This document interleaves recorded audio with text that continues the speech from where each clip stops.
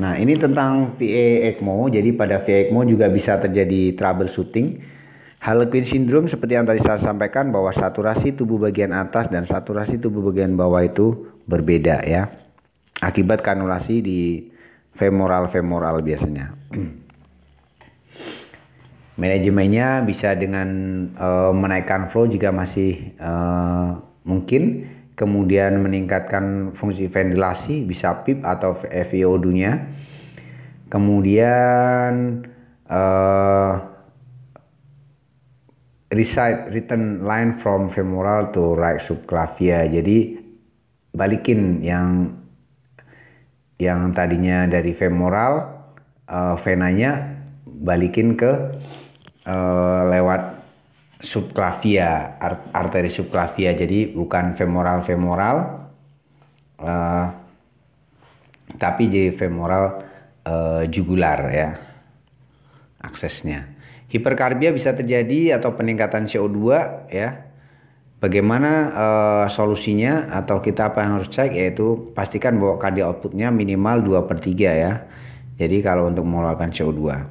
Kemudian manajemennya menaikkan flow, naikkan ventilasi, dan dinginkan pasien. Ini bleeding ini sangat umum terjadi pada pasien yang terpasang ECMO karena menggunakan heparin. Ingat bahwa pencegahan bisa dilakukan dengan pemberian dosis heparin saat kanulasi yang tepat, yaitu sekitar 50 sampai 100 unit per kilogram berat badan.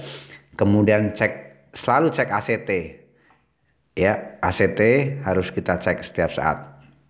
Biasanya kita cek pada saat pemasangan pertama, di 6 jam pertama itu hampir setiap 1 jam kita cek sampel darah untuk ACT, karena untuk mencapai dosis heparin yang tepat pada pasien ini berapa.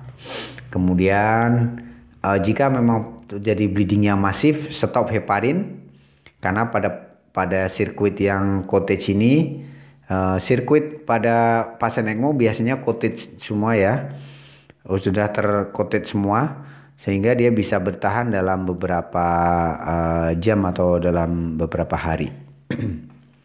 Kemudian cek platelet atau berikan platelet bila perlu, cryo, FFP, dan sel darah merah. Hemolisis ini bisa terjadi akibat adanya clot ya, clot di sirkuit atau clot di lubang kanul ya. Kemudian ada obstruksi di kanulnya, kemudian ada overspinning atau RPM yang terlalu tinggi. Biasanya kalau pasiennya pressure-nya rendah, kita ingin menaikkan flow, maka kita naikkan RPM.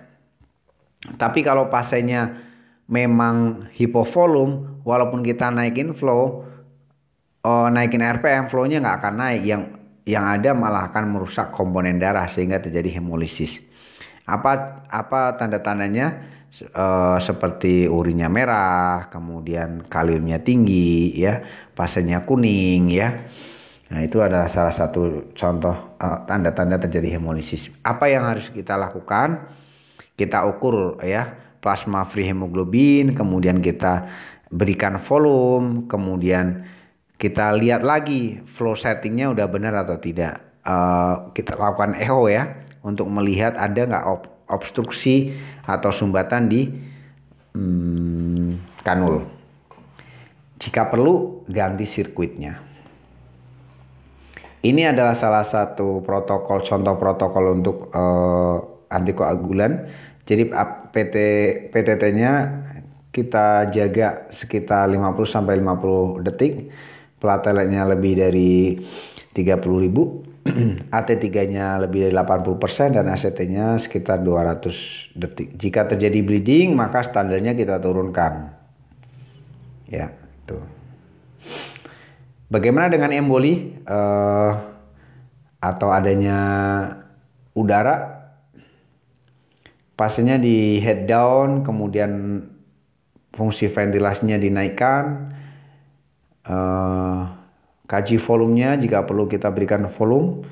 Jika emboli itu masuk ke pada pasien yang VA ECMO, ya, lakukan hipotermia, diberikan barbiturat, kemudian kasih manitol dan kasih lignocaine untuk mencegah perburukan kondisi. Jika pasiennya embolinya itu masuk ke dalam pasien yang terpasang VV ECMO, maka ada kemungkinan kita bisa aspirasi lewat jantung sebelah kanan, ya. Jadi kita pasang drain atau kita pasang akses kanal ulang untuk kita aspirasi.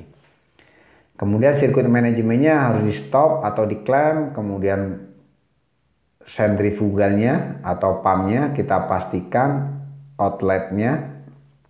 Nah, ini biasanya kayak gini nih contohnya. Nah, ini outletnya, ini namanya outlet atau yang mau masuk ke pasien. Nah, ini tepat di jam 12, jadi paling atas. Karena harapannya udaranya begitu kita posisikan paling atas, udaranya akan cepat keluar. Akan lebih cepat mudah keluar, ya. Ya, oke. Bagaimana untuk melakukan weaning pada VA ECMO? Yang pastikan bahwa pasiennya memang sudah memenuhi kriteria weaning. Apa saja itu contohnya?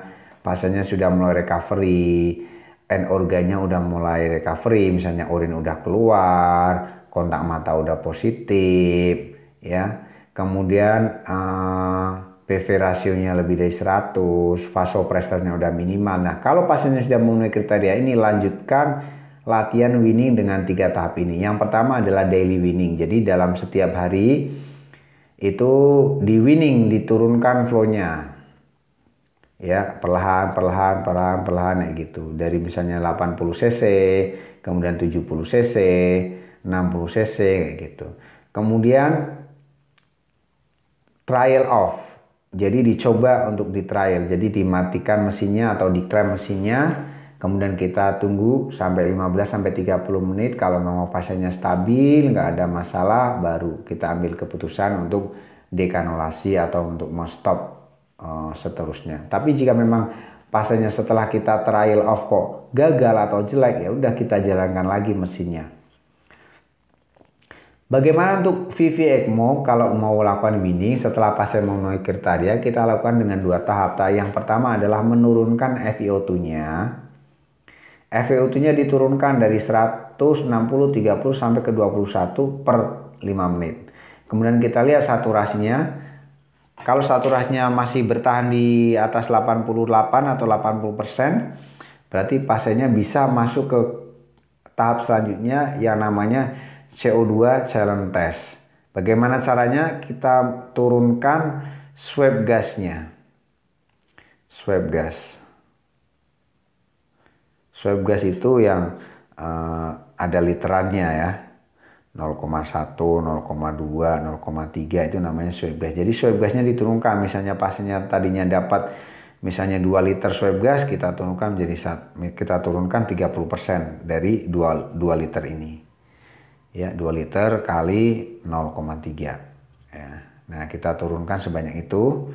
Kita kaji selama 5 sampai 10 menit. Jika pasiennya saturasinya memburuk, berarti pasiennya belum sanggup. Tapi jika pasiennya stay bertahan, berarti pasiennya udah bisa dilakukan off atau dilanjutkan untuk weaning. Kalau FiO2 ini yang tulisannya persen, ya, ada paling rendah ada 21%. Persen, kemudian 30, 40, yang persen-persenan itu. Ini contohnya di VV ECMO, ya. Jadi kalau pasien sudah memenuhi kriteria, kemudian kita lakukan deoxy challenge test, ya, kita turunkan FiO2-nya dari 100, 60, 30 ke 21. Kalau ini berhasil, kita lanjutkan ke yang kedua, ya, namanya CO2 challenge test. Jadi kita turunkan gas swab-nya, ya, 30%. Ini contoh protokol weaning ECMO di VV ECMO di Sikit Kanada sana, hampir sama yang tadi, ya. Nah, ini kesulitannya adalah bahwa ECMO itu adalah suatu jembatan. Jembatan untuk apa? Jembatan untuk menunggu pasien recovery atau pasien perbaikan. jembatan atau sambil waktu menunggu mengambil keputusan, jembatan menunggu untuk dilakukan transplant atau penggantian, baik penggantian jantung ataupun penggantian paru, atau jembatan ketika menunggu penggantian alat yang lain, misalnya VET, Benlin Heart, atau assist device yang lain. Ingat bahwa ECMO itu bukan terapi terakhir. ECMO itu adalah bridge, jembatan. Jadi harus ada apa yang difikirkan setelahnya ketika kita memasang ECMO. Terima kasih, ini kata quotes dari saya untuk kali ini. If you wanna go fast, go alone, but if you wanna go far, go together. Jadi kalau kita ingin pergi dengan cepat, kita bisa pergi sendiri. Tapi kalau kita ingin pergi lebih jauh, kita harus pergi bersama-sama. Pinter harus bareng-bareng. Kalau kita pinter sendiri, pusing sendiri. Terima kasih. Kurang lebihnya saya mohon maaf. Saya akhiri sampai sini. Wassalamualaikum warahmatullahi wabarakatuh. Saya kembalikan ke Dr. Aan. Silakan dok untuk melanjutkan ke sesi tanya jawab.